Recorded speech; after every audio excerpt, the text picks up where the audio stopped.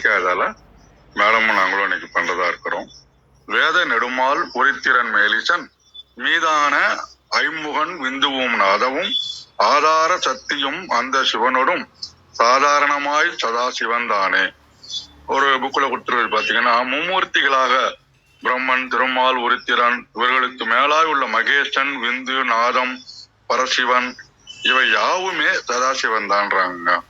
இவர்களுடைய நாமம், ரூபம், தியானம் வேற வேற இருந்தா கூட எல்லாமே சதாசிவத்தை தான் குறிக்குது அப்படின்றாங்க. ஞானசக்தி, கிரியாசக்தி சமமாக தொழிற்பட இறைவன் சதாசிவன் என்று பெயர் பெற்று நிற்கின்றான். இந்த சிவன், சக்தி, நாதம், விந்து இந்த நான்கும் 60 திருமேனிகள். மகேசன், உருத்திரன், திருமால், பிரம்மன் இவ உருவ திருமேனி.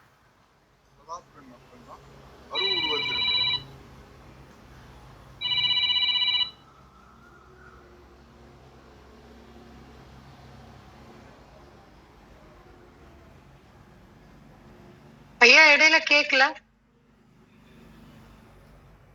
லைன் ஐயா, லைன் ஐயா கேக்கல. நன்றி நன்றி. அவரு தாரநாஜா லைன்ல வந்துட்டாரு.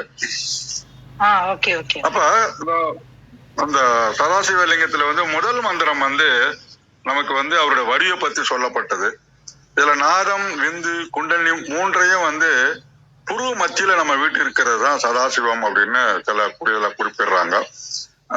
சக்கரத்துக்கு பிரகாரம் சொல்லலாம். சுவாசிஷ்டானம் பிரம்மாக்குரியது, மணிப்புரகம் திருமாலுக்குரியது, அநாகதம் உரித்திரன், விசித்தி மகேஸ்வரன், ஆகநிலை சதாசிவம் அப்படின்னு இந்த இத பிரகாரமும் நம்ம இந்த பாடலுக்கு பொருந்தி சில புக்ல கொடுத்திருக்கிறாங்க. மீதி மற்ற கருத்தை நம்ம கேட்டுப்போம். மிக்க நன்றி. வாருங்கள் கிருத்திகாமா, வணக்கம். அனைவருக்கும் வணக்கம். ஓம் சிவசக்தி போற்றி,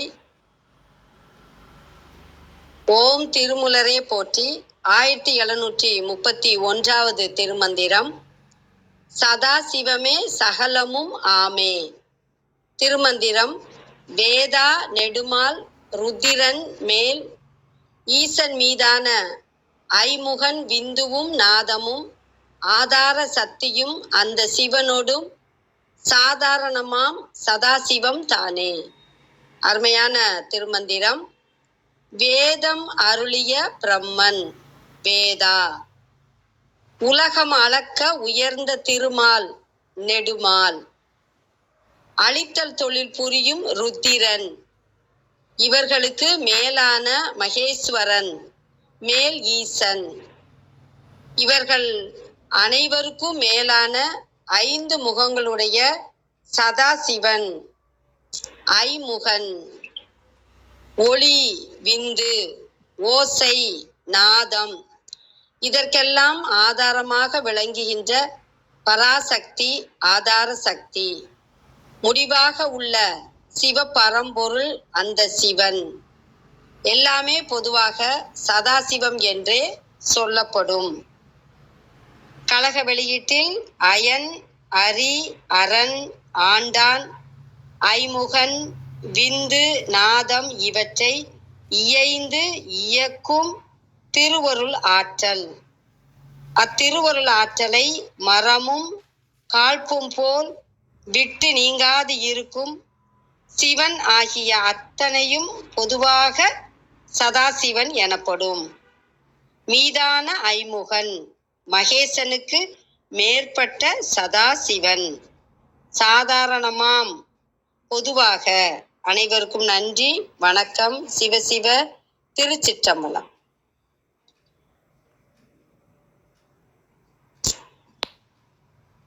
நன்றிங்கம்மா.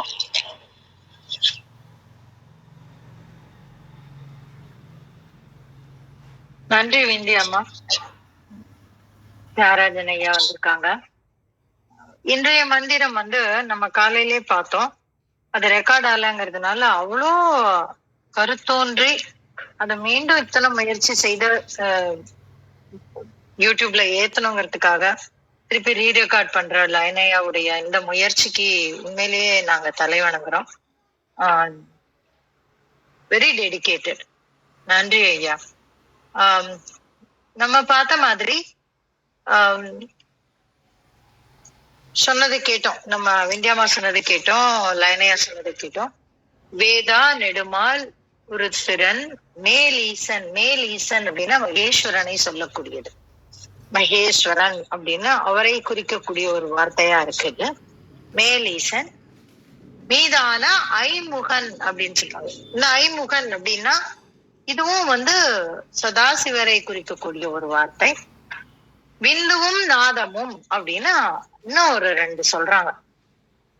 இதற்கெல்லாம் ஆதாரமாக இருக்கக்கூடிய சக்தியும் அந்த சிவனோடு அப்படின்னு ஒரு சிவனை சொல்றாங்க. சாதாரணமாம் சதாசிவம் தானே அப்படின்னு. இந்த பாட்டோட ஒரு ஆழமான தன்மை என்ன அப்படின்னா, நம்ம சதாசிவமூர்த்தியினுடைய வியாபகம நம்ம முன்னாடியும் பார்த்திருக்கோம். 4ஆம் தந்திரம் 5ஆம் தந்திரத்துல சதாசிவமூர்த்தியினுடைய வியாபகம் என்ன, அவருடைய அமைப்பு என்ன, 51 முகங்கள் கொண்டவர், அவருடைய வியாபகம் இப்படி அப்படின்னு சொல்லி அந்த ரெஃபரன்ஸ் எல்லாம் நமக்கு ஏற்கனவே இவர் கொடுத்துட்டார்.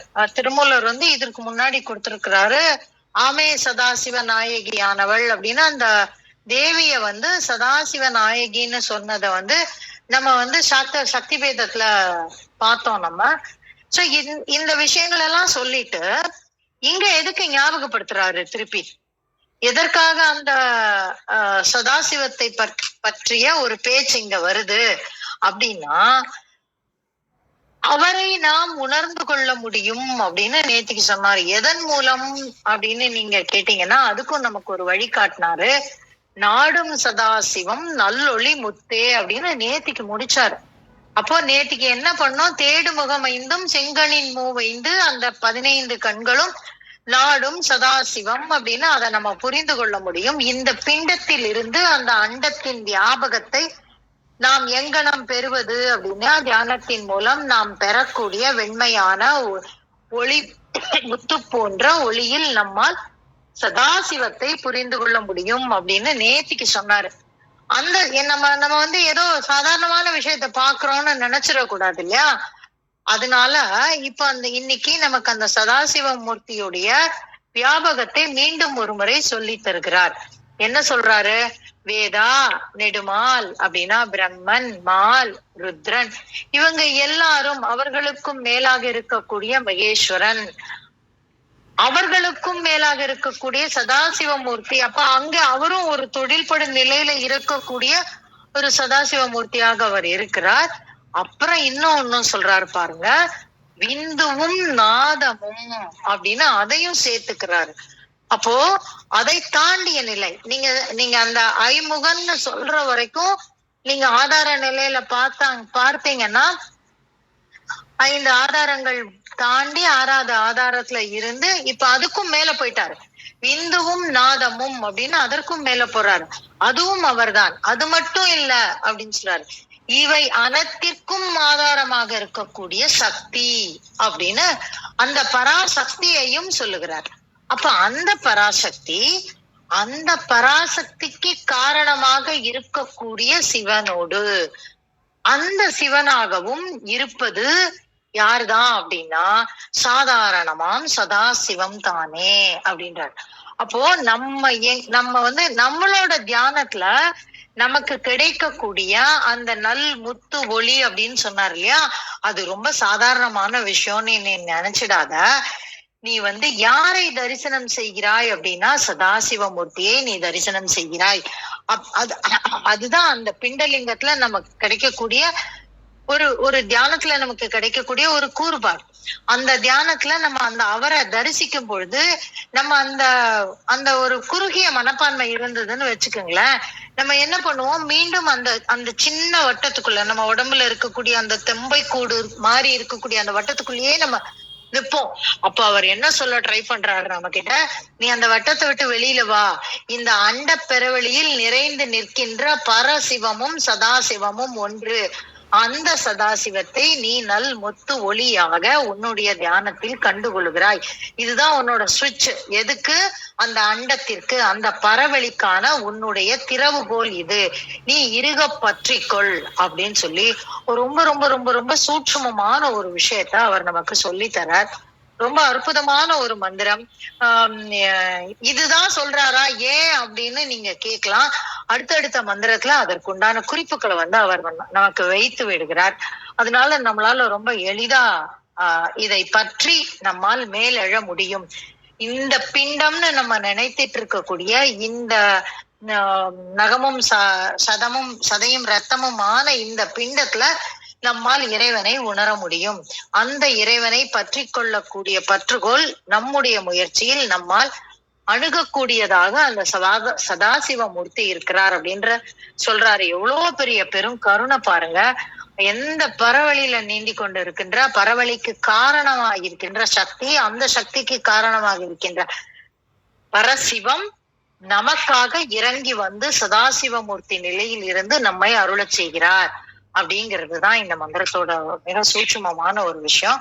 அதை உங்களோடு பகிர கிடைத்த இந்த வேலைக்கு நன்றி சொல்லி என்னுடைய பகிர்தலை முடித்துக் கொள்கிறேன். நன்றி.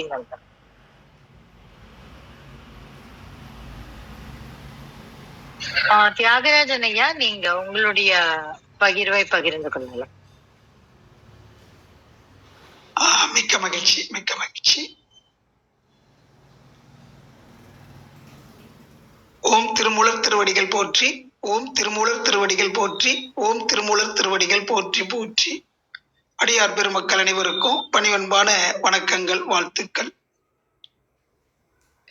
7ஆம் தந்திரத்துல ஆராதாரத்தை சொல்லி அண்டலிங்கம் பிண்டலிங்கத்தை சொல்லி இப்ப சதாசிவலிங்கத்தினுடைய அருமைகளை பெருமைகளை அற்புதமாக உணர்த்தி கொண்டிருக்கிறார் மகான் திருமூலர். இன்றைய மந்திரம் வேதா நெடுமால் ருத்திரன், வேதா நெடுமால் ருத்திரன் மேல் ஈசன் மீதான ஐமுகன், மேல் ஈசன் மீதான ஐமுகன் விந்துவும் நாதமும் ஆதார சக்தியும், விந்துவும் நாதமும் ஆதார சக்தியும் அந்த சிவனொடும் சாதாரணமாம், அந்த சிவனொடும் சாதாரணமாம், அந்த சிவனொடும் சாதாரணமாம் சதா சிவந்தானே. வேதா நெடுமால் ருத்திரன் மேல் ஈசன் மீதான ஐமுகன் விந்துவும் நாதமும் ஆதார சக்தியும் அந்த சிவனொடும் சாதாரணமாம் சதா சிவந்தானே, சதா சிவந்தானே, சதா சிவந்தானே, சதா சிவந்தானே. திருமூலர் திருவடிகள் சரணம்.